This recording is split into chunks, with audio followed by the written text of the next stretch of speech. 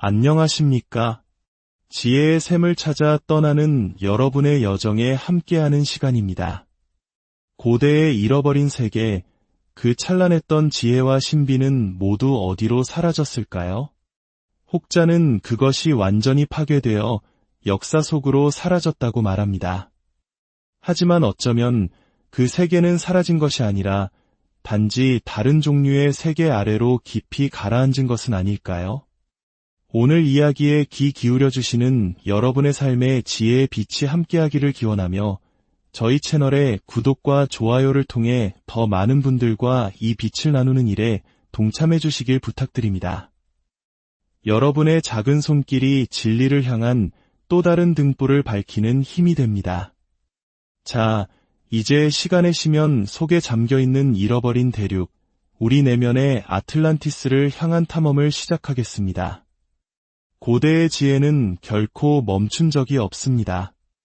다만 인간이 외부 세계를 향한 능력과 욕망을 발전시키는 동안 우리 안에 있던 영적이고 신비로운 감각들은 내면 가장 깊숙한 곳으로 물러났을 뿐입니다. 마치 잃어버린 대륙처럼 우리의 영혼은 육체라는 현실 세계 속에 잠겨버린 듯 보입니다. 하지만 영혼은 결코 죽지 않았습니다. 그것은 모든 것의 표면 아래에 숨쉬고 있으며 진리 또한 거짓의 장막에 가려졌을 뿐 결코 소멸하지 않았습니다. 환상이라는 깊은 바닷물에 잠겨 있을 뿐이죠. 마치 고대 도시가 바다 밑에 가라앉았지만 뱃사람들이 물 아래로 도시의 지붕들을 어렴풋이 볼 수 있는 것처럼 말입니다. 그렇기에 태초의 지혜를 간직한 위대한 현자들의 가르침은 결코 멈추거나 변질된 적이 없습니다. 그럴 수가 없습니다. 진정한 지혜를 소유한 이들은 어리석어질 수 없기 때문입니다. 진리를 온전히 품은 존재는 결코 그것을 잃어버릴 수 없습니다. 따라서 세상의 모든 현상, 그 이면에는 영원히 서 있는 존재가 있습니다. 바로 완벽하게 깨달은 중재자, 신인이자 인신, 바로 태초의 존재들입니다. 안다는 것을 알았던 이들은 그 알을 멈출 수 없습니다. 그들이 가르쳤던 위대한 철학과 원리들도 그 본질을 잃어버릴 수 없습니다. 다만 그 위로 오류라는 기이한 무늬가 더 씌워져 우리가 더 이상 그 본질을 볼 수 없게 되었을 뿐입니다. 우리는 심지어 그들의 삶과 가르침을 가져와 우리 마음대로 변형시키기까지 했습니다. 하지만 우리가 1000번, 10,000번 그 형태를 비틀어도 그 본질의 아주 작은 한 조각조차 바꿀 수는 없습니다. 그것은 영원히 그 자리에 남아있기 때문입니다. 스스로의 방식대로 위대한 진리의 원형으로부터 멀어진 인간은 또 다른 전설들을 만들어냈습니다. 하늘로 돌아간 고대의 스승들, 북쪽의 신비로운 도시로 걸어 들어간 현자들에 대한 이야기들 말입니다. 전설 속의 인물들은 항상 물러나는 것처럼 보입니다. 그들은 은퇴하고 돌아갑니다. 하지만 그들은 언제나 약속합니다. 때가 되면 다시 돌아오겠다고. 위대한 존재는 반드시 돌아올 것이라고 말입니다. 준비된 자들이 그를 다시 부를 때, 세상의 미덕이 사라졌을 때 그는 다시 나타날 것입니다. 이것은 영원한 약속입니다. 중재자는 죽은 것이 아니라 잠시 잠들어 있을 뿐이며 그의 백성들이 믿음을 지킨다면 반드시 돌아와 그의 신앙이 지닌 아름다움과 완벽함을 복원할 것이라는 약속. 이러한 사상은 기독교의 재림 신앙에서도 찾아볼 수 있습니다. 예수 그리스도께서 다시 오신다는 믿음, 위대한 존재가 돌아올 것이라는 생각입니다. 진리를 상징하는 존재는 언제나 두 번째 나타남을 통해 언약을 지킵니다. 이는 의심할 여지 없이 첫 번째 나타남이 있었으며 진리는 새롭게 창조되는 것이 아니라 복원되는 것임을 암시합니다. 복원이란 존재하지 않았던 것을 만드는 것이 아니라 이미 존재했던 것을 되찾는 것을 의미하기 때문입니다. 수면 아래에서 빛의 위대한 공동체는 여전히 활동하고 있습니다. 아마도 6천년 혹은 7천년 전 아주 먼 옛날 이 고대 조직의 첫 번째 계시가 페르시아로 그리고 인도 게르만 평원으로 흘러 들어갔을 것입니다. 조로아스터교의 경전인 아베스타와 힌두교의 베다. 이 두 위대한 경전은 아마도 모든 인류가 지금도 찾고 있는 그 진리에 대한 가장 오래되고 완전한 계시일 것입니다. 그 후로도 지혜의 흐름은 계속해서 여러 방향으로 흘러갔습니다. 그 모든 흐름 속에는 진리의 뿌리가 존재했습니다. 하지만 강물이 흘러가며 여러 종류의 흙을 지나고 불순물과 섞이면서 그 흐름은 점차 단절되고 혼탁해졌습니다. 급류가 생기고 물은 흙탕물이 되었습니다. 결국 사람들은 이 물을 자신의 영혼을 구원하기 위해서가 아니라 단지 밭에 물을 대는데 사용하게 되었습니다. 신앙이라는 위대한 강물은 비가 온 뒤 땅으로 스며드는 물처럼 점차 사라졌고 마침내 인간은 그 근원을 더 이상 찾을 수 없게 되었습니다. 그리고 그 자리에는 고대 신앙의 윤리적인 측면 위에 세워진 수많은 부차적인 제도들만이 남게 되었습니다. 고대 교리의 열쇠는 잃어버린 채로 말입니다. 조로아스터교의 불의 원리에 대해 이야기할 때 우리는 아주 중요한 결론에 도달합니다. 불은 단순히 신의 상징, 정화의 상징, 빛의 상징, 태양의 상징이 아닙니다. 불은 그 모든 것을 초월합니다. 불은 위대한 화학적 작용제의 상징입니다. 불은 위대한 연금술적 재생을 일으키는 힘의 상징입니다. 그러므로 불은 실질적으로 거대한 동력이자 만물을 창조하는 마스터 빌더입니다. 불은 칼을 녹여 쟁기로 만드는 대장장이의 모습으로 전설 속에 나타납니다. 불은 쇠를 단련시키는 존재이며 불을 통해 쇠는 강철로 변하고 이 강철로 신화 속의 성검이 만들어집니다. 아서왕 전설의 신비로운 상징인 엑스칼리버, 우리를 환상으로부터 해방시키는 날카로운 지혜의 검, 그리고 인간을 파멸시킬 수도 있는 다모클레스의 검, 요한계시록에 묘사된 위대한 인물의 입에서 나오는 양날의 검, 에덴의 문을 지키는 케루빔에 불타는 황금검. 이 모든 검은 바로 불꽃입니다. 그리고 이 불꽃은 그 자체로 불을 통과하는 모든 것을 새롭게 만드는 위대한 예술이자 경이로운 과학의 상징입니다. 불은 또한 세상에 오는 모든 사람을 비추는 빛입니다. 인간이라는 제단 위에서 영원히 타오르는 이 불은 바로 생명의 불꽃, 피 속의 불, 그리고 영혼에 살아있는 제단인 심장 속의 불입니다. 이것이 바로 고대인들이 불을 숭배했던 이유입니다. 그들은 불의 신비를 알고 있었습니다. 고대 장미십자 회원들이 물속에서 불을 타게 하고 물을 연료처럼 불에 공급하는 법을 알았던 것처럼 말입니다. 이 모든 것 뒤에는 연금술, 헤르메스 철학, 카발라, 불교, 요가 등 후대에 나타난 모든 신비주의 학문의 근원이 되는 과학이 존재합니다.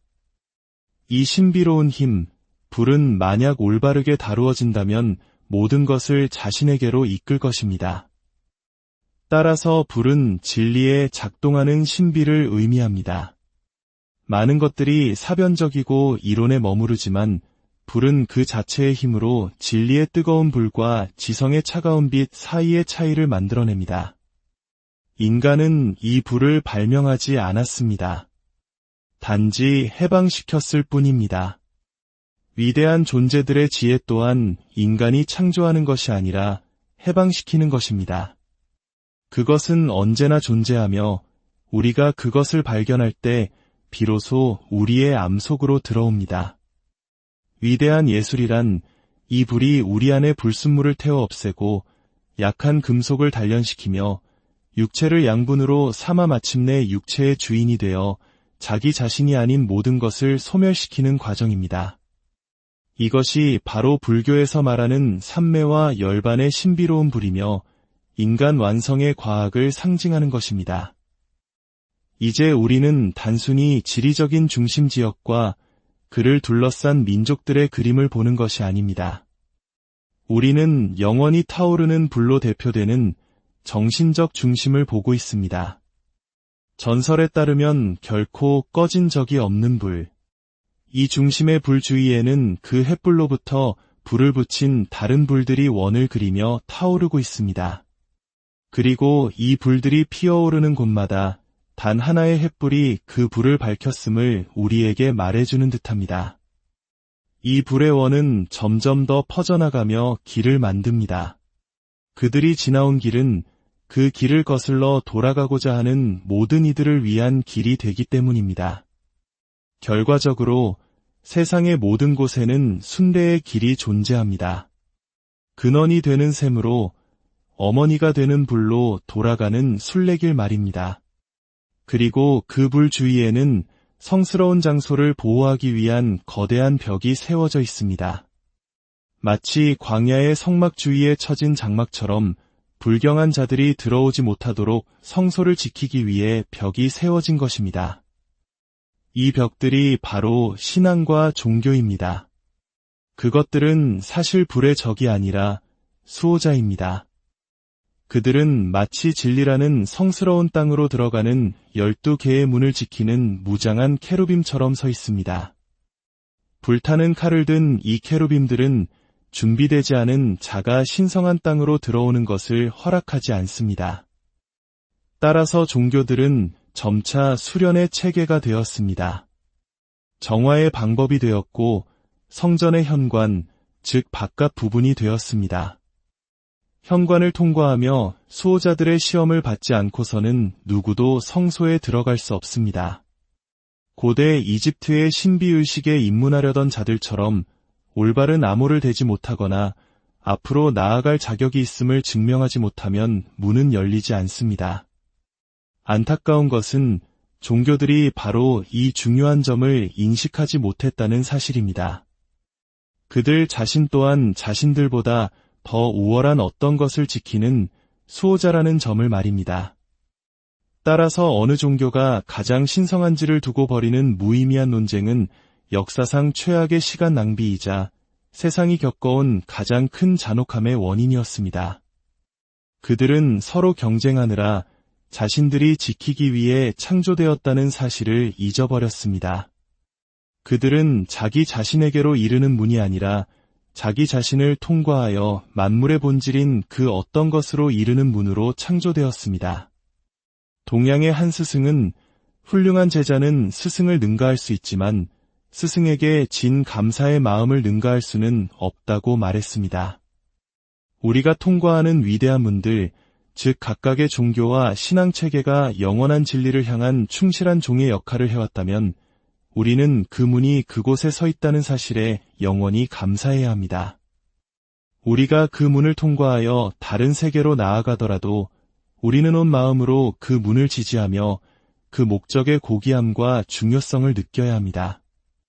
하지만 만약 우리가 이 각각의 문을 본질의 그림자가 아닌 본질 그 자체로 받아들이고 각각을 별개의 것으로 여기며 절망적으로 얽히게 된다면 진정한 중심에 있는 위대한 불타는 제단은 방치되고 말 것입니다. 이 문들은 새 예루살렘 성의 신비로운 12문과 같습니다. 사람들은 이 문들을 통해 움직일 수 있습니다. 하지만 이 문들에는 각각 시험과 시련, 그리고 의무가 새겨져 있습니다. 이 시련들은 우리가 죄인이기 때문에 주어지는 것이 아닙니다. 우리가 진리를 찾는 구도자이기 때문에 주어지는 것입니다.